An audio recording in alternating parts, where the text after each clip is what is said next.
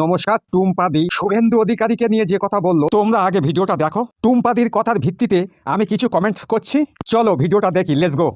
নমস্কার, আমি টুম্পা। শুভেন্দু অধিকারী এমন এক রাজনৈতিক ব্যক্তিত্ব, যদি দেখতে যাই টিএমসি বিজেপি সবকিছুর ঊর্ধ্বে গিয়ে উনি ঠিক যেইভাবে 7 বারের এমপি 2 বারের রুলিং পার্টির মুখ্যমন্ত্রীকে যেভাবে হারিয়েছে, সেই রুলিং পার্টি ছেড়ে এসে নিয়ে সত্যি এটা প্রশংসনীয়।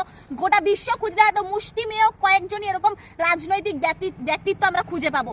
যদি আমার এই ভিডিওতে কোনো নেগেটিভ কমেন্ট আমি দেখি তাহলে আমি তাদের কাছে আমার ওপেন চ্যালেঞ্জ থাকবে, আপনার যদি ক্ষমতা থাকে তাহলে আপনিও এইরকমই রুলিং পার্টি ছেড়ে এসে রুলিং পার্টির মুখ্যমন্ত্রীকে হারিয়ে দেখান, তবে আমি মনে করবো যে আপনারও দম ক্ষমতা আছে।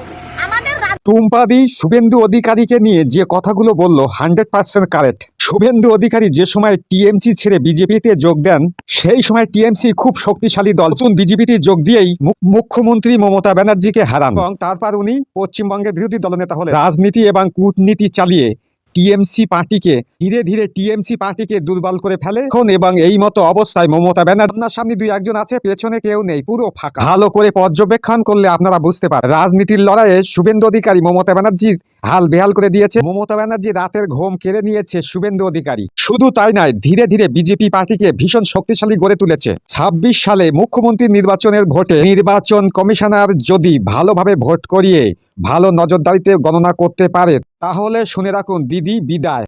আর বিজেপি 220টার ওপরে সিট নিয়ে মুখ্যমন্ত্রীর গদিতে বসবে এই পশ্চিম বাংলায়। আমি এই কথাটা বললাম, আপনারা মিলিয়ে নেবেন।